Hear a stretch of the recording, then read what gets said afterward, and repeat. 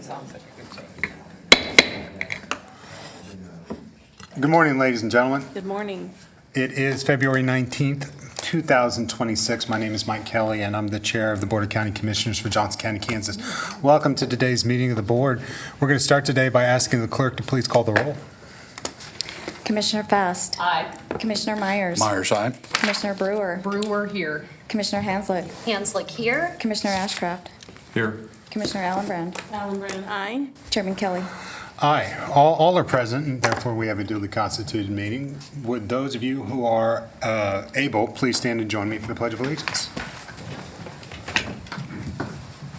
I pledge allegiance to the flag of the United States of America and to the republic for which it stands, one nation, under God, indivisible, with liberty and justice for all. Get my footwork. Of course. Thank you. Thank you very much. Thank you for joining us today. If you're in person, would you mind please joining me in checking your cell phone or any other noise-making device that you may have brought with you, making sure that it's turned off or silenced. We greatly appreciate your cooperation. We'll start today with a public comment portion of the agenda. It's an opportunity for our residents and guests to speak on items of county business that do not appear on today's agenda. If you do wish to speak on an agenda item, we do ask that you register in advance with that agenda item. And if you happen to speak on an agenda item during this general public comment section, we're going to ask that you refrain at this time. When you do come to the podium, we ask that you state your name and let us know which community that you reside in here in Johnson County. We do limit these comments to 2 minutes, and there's a clock on both sides of the dais that'll assist you with that time period. If you happen to go beyond the 2 minutes, we'll let you know and give you an opportunity to conclude your comments. We do ask that members of the public refrain from remarks that are personally offensive, impertinent, profane, slanderous, testimony that would insult or demean any person or groups of persons. If we happen to stray into that kind of public comment, I'll provide a warning. If it continues, we'll ask that you step aside from the dais.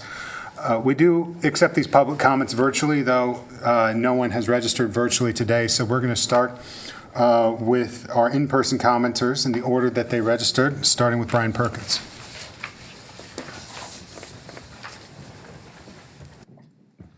Good morning. Brian Perkins here, currently reside in Olathe, Kansas, and I am homeless. Chairman Kelly, thank you for your comment last week. I did see it for wishing a speedy recovery. I appreciate that. I laid there and my back flared up again, which is about a year from the first really bad flare-up since my injury. And I laid there in a place where I've been blessed to stay as my temporary home, and I question, how do someone do this right now that's homeless? How would someone do this at Project 1020 when they're only allowed to be open from 6 p.m. to 8 a.m. in the morning? They're not allowed to stay there. So how does someone receive the care that is needed? How does someone get the right medical attention? Because I went to the ER. It wasn't fun. I got treated pretty poorly. I got treated like it was just, oh, here's some pain meds and we'll get you on your way. It's just absolutely depleting. It's exhausting. And there's a Taco Bell in Santa Fe and Ridgeview, and I just spoke to one of the managers there, and he said his apartment complex is now wanting him to resign in August. They upped the rent $375 a month for a year. That's $4,500 a year. He goes, I don't make enough right now.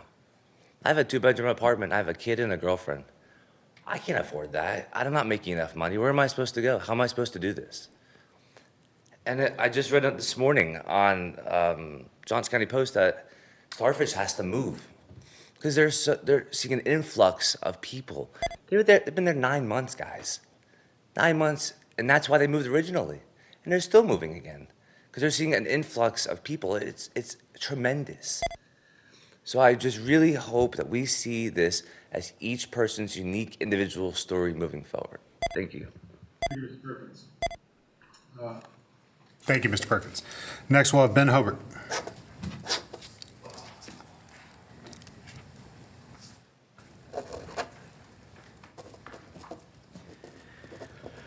Ben Holbert, Westwood Hills. Chairman Kelly and Commissioners, at your housing study session with the full board present, Chairman Kelly indicated another meeting of the ad hoc housing subgroup would be meeting before the end of February. I have not seen any notice to the citizens of Johnson County as to when this ad hoc subgroup would meet so that the citizens could observe the discussions if desired.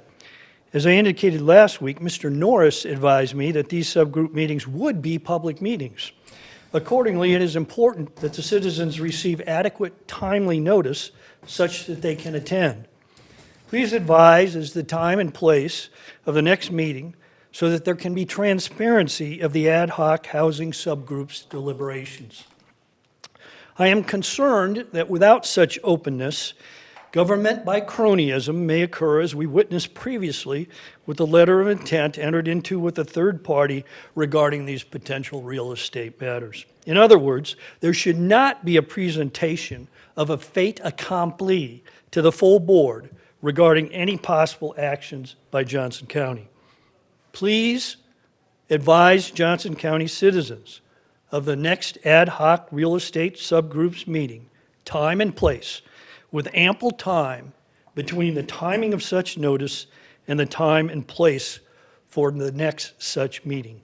Thank you for receiving my comments. Thank you. Next, we'll have Shelley McNaughton Lawrence. Good morning on this beautiful Kansas day. My name is Reverend Shelley McNaughton Lawrence, and I'm the pastor at Aldersgate United Methodist Church in Olathe and a member of the Good Faith Network. I am a lifelong resident of Johnson County and currently reside in Olathe, Kansas. We're here this morning to report on what happened in Lenexa on Wednesday morning, not Tuesday night. Over the past 2 weeks, 300 members of the Good Faith Network have been organized in visual and verbal support at 2 public meetings in Lenexa, the Planning Commission and the City Council, in support of Habitat for Humanity's proposal to build 50 homes, single-family homes in Lenexa. And at those meetings, our network was responsible for approximately 80% of Lenexa residents' public comment in favor of the project. That level of turnout does not happen accidentally. It reflects organized listening, disciplined leadership development, and a sustained commitment to housing in Johnson County. There was hostile rhetoric and direct confrontation at the Lenexa City Hall, and our members stood in the gap to keep peace, to act calmly with resolve. And this board has identified housing in 25-26 as a focus area. You've named it. We need safe, stable, obtainable housing as foundational to the health of the residents of our county. This has been our priority as well. For the past 5 years, we've been working tirelessly to educate ourselves and our community about why housing is so important. There is no other organization that is using their voice in such a concerted way. Good Faith Network is that voice. We believe housing is your priority. Then the organized constituency investing time, leadership, and turnout around this issue should be a part of our ongoing conversation. Thank you. Thank you, Reverend. Next, we'll have Neil Heckman.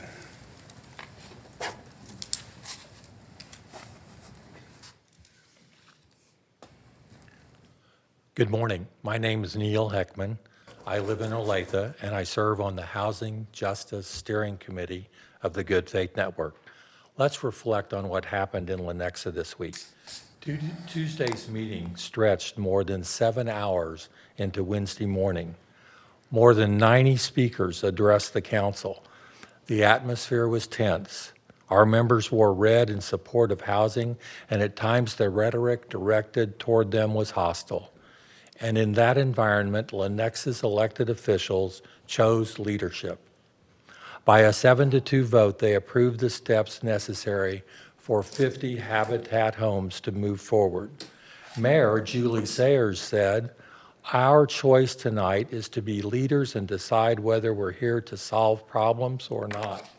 She also made clear that delay does not solve attainable housing challenges. This marks a change. A year and a half ago, when this county proposed acquiring the La Quinta Inn to create shelter capacity, it was the county that demonstrated courage first. That proposal met fear and resistance at the city level. Thank God, what we saw this week felt different. It felt like a city beginning to mirror the courage this county has already shown. A willingness to take on difficult housing conversations rather than defer them. That is an important shift. And it is a signal that leadership on housing can move across jurisdictions when it is sustained. We encourage this board to continue leading with that same clarity and resolve. Thank you. Thank you. Next, we'll welcome Reed Capel. Good morning. My name is Reed Capel. I'm the pastor of Trinity Fellowship Church here in Olathe, Kansas. We meet at Santa Fe Trail, and our office is literally across the street in the Park Cherry building, so come borrow sugar anytime. I serve on the Housing Justice Steering Committee of the Good Faith Network, and we know it is important to remember how the Habitat Project in Lenexa became possible. This development did not happen because the market suddenly corrected itself or became generous. It happened because public dollars intervened precisely where the market fails working families. After the proposed Homeless Services Center in Lenexa did not move forward last year, Johnson County redirected nearly $2.5 million in repurposed federal COVID relief funds to Habitat for Humanity. Approximately $1 million supports the Lenexa project, with the remainder expanding Habitat's capacity countywide. That gap funding matters because it proves something critical. When the county provides gap funding, affordable housing actually gets built. In fact, Johnson County has demonstrated this repeatedly. Roughly $8 million in gap funding is helping create more than 300 affordable units across multiple projects and housing types. Gap funding works. I'll say it again, gap funding works. But as we all know, those were one-time federal dollars. Johnson County does not yet have a permanent system in place to make developments like this routine. The operative word is yet. Johnson County needs a permanent, dedicated source of local funding, one that can support affordable home ownership, rental housing, and permanent supportive housing for people exiting homelessness. That fund can operate through grants. It can operate through loans. But we need the fund, because when we fund the gap, the homes get built. Thank you for your time and your service. Thank you very much, Pastor. I believe that's all that have registered for public comment today, and we thank everybody for their comments. At this time, I did want to note a few things for the record. First, I will be signing Administrative Resolution number WD 26007 to enlarge the privately financed sewer district and to provide for the assessment of all applicable fees, charges, and levies of the Consolidated Main Sewer District in the vicinity of 175th Street and Schweitzer Road. Additionally, I'll be signing a partial release of easement for Johnson County wastewater due to the reduction of easement requirement for the sanitary sewer line in the vicinity of Floyd Street and 185th Terrace. And finally, I'll be signing the partial release of easement for Johnson County wastewater due to the removal of sanitary sewer line in the vicinity of West 169th Street and Lindenwood Drive, Olathe, and West 175th Street and Long Street in Overland Park. With that, we'll move on to our business session, starting with the consent agenda. There has been a request to remove number 2 from the consent agenda. So at this time, I'd ask for a motion for the consent agenda as amended. Commissioner Hanslick. Thank you, Chair. I move to approve the consent agenda as amended. Allenbrand, second. That's so moved by Commissioner Hanslick and seconded by Commissioner Allenbrand. Will the clerk call the roll on the consent agenda as amended? Commissioner Fast. Aye.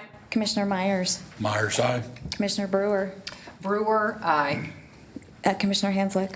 Hanslick, aye. Commissioner Ashcraft. Yes. Commissioner Allenbrand. Allenbrand, aye. Chairman Kelly. Aye, that's 7 in favor and none against. Is that consistent with your count? It is. Very good. Well, then we're going to move to what is number 2 on your agenda. It's resolution number 025-26, and that considers approving a resolution to appoint a 3rd District Commissioner nominee and a 5th District Commissioner nominee to the Johnson County Transit Council. Commissioner Ashcraft, you asked that this be removed. Do you have any questions, comments, concerns you'd like to make at this time? Yes, thank you, Mr. Chairman. I just wanted to recognize Marge Vogt as my appointee to this council. She's a former City of Olathe council member, and I appreciate her service to the community generally and her stepping up to take this role, considering her recent defeat. She's a well-disciplined person, and I'm sure she will make a substantive contribution, and I wanted to thank her. And Mr. Chairman, I'm happy to make the motion when you're ready. We'll absolutely give you that honor. I will say that Marge Vogt has a long history of service to the people of Olathe and Johnson County, and I support her nomination as well. Commissioner Brewer.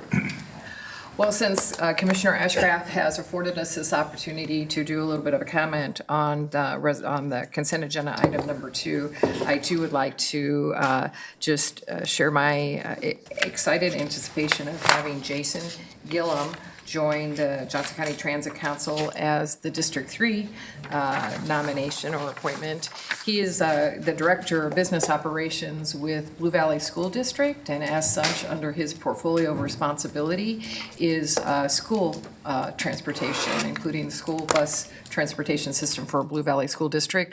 So I'm excited to have somebody with that area of expertise, especially as our strategic plan for transit has changed the footprint. I think he'll be a good asset to that table, not only talk about transit-specific items, but also maybe what transit needs are as we look to hopefully be able to grow that footprint. So thank you. Thank you very much. Commissioner Ashcraft, we welcome your motion at this time. Thank you, Mr. Chair. It is with pride and excitement that Commissioner Brewer and I move that the Board of County Commissioners approve Resolution Number 025-26, appointing the 3rd District Commissioner's nominee, Jason Gillum, and the 5th District Commissioner's nominee, Marge Vogt, to the Johnson County Transit Council. Brewer, second.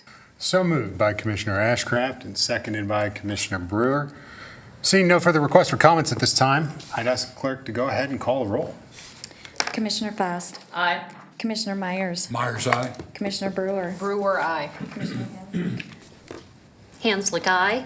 Commissioner Ashcraft. Yes. Commissioner Allenbrand. Allenbrand. Chairman Kelly. Aye. That's 7 in favor and none against. Is that consistent with your count? It is. Very good. Then we'll move on to what's number 5 on your agenda, and these are our January 22nd, 2026 business session minutes. Commissioner Brewer will abstain from this vote. Are there any questions or comments on the proposed minutes, or a motion for that matter? Commissioner Hanslick. I move to approve the January 22nd, 2026 business session minutes. Allenbrand, second. So moved by Commissioner Hanslick, seconded by Commissioner Allenbrand. Seeing no further discussion, would the clerk call the roll, please? Commissioner Fast. Aye. Commissioner Myers. Myers, aye. Commissioner Brewer. Brewer, abstain. Commissioner Ashcraft.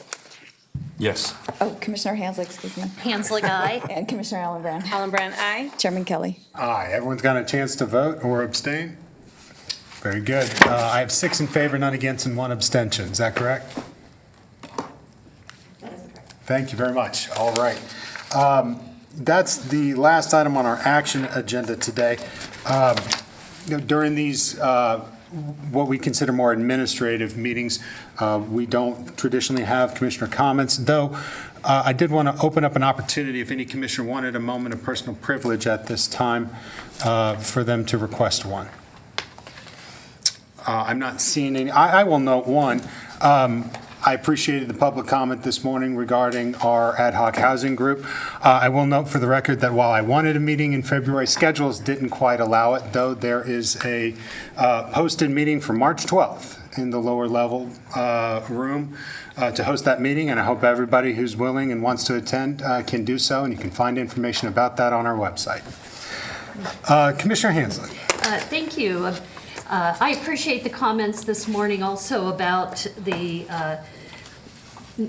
Habitat for Humanity project moving forward in Lenexa, and Oh, thank you.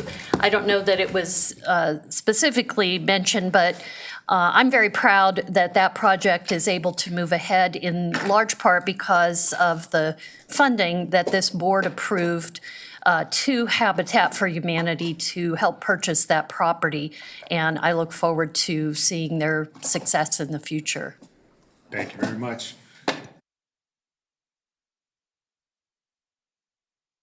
I'm sorry, you took me by unawares when you opened up that opportunity. So I'm going to just echo Commissioner Hanslick exactly. I appreciate it. I was able to attend part of the Lenexa City Council meeting, and I think everyone's coming from a place of trying to understand change is difficult. I would like to note a number of the comments who, although they weren't in favor of the particular project, they were in favor of the work that Habitat does. So I'm hoping that opens the door for good fellowship and good neighbors to be built. And I think that the parkland that it sounds like from the City of Lenexa's presentation was long planned. The central part of that park going forward is going to be an attribute for everyone, both existing neighbors and new neighbors. So I'm excited to see that come online. Thank you. Thank you very much. With that, Commissioner Ashcraft, you snuck in there at the end. A moment of privilege, sir? Thank you, Mr. Chair. In addition to the recent discussion in Lenexa, I wanted to also share that people are actually moving into the facilities in Olathe at 159th and Black Bob. I think they are being well received by the neighborhood. And I will note, catty corner to that development is another new development with quite nice homes, probably almost rivaling the chair's home. Quite nice. So that development is going to be a valuable addition to Johnson County and to Olathe. Thank you very much. I'm not seeing any other requests for a moment of privilege today. Therefore, all of the items on our business meeting have been addressed. Therefore, this meeting is adjourned. We will have a study session. We have several study sessions today beginning at 10:30. Those will be downstairs. The first one is a county facilities update. We'll also discuss the Juvenile Detention Center and TTV, Treasury Taxation and Vehicles, specifically motor vehicles. We are adjourned. Thank you all very much.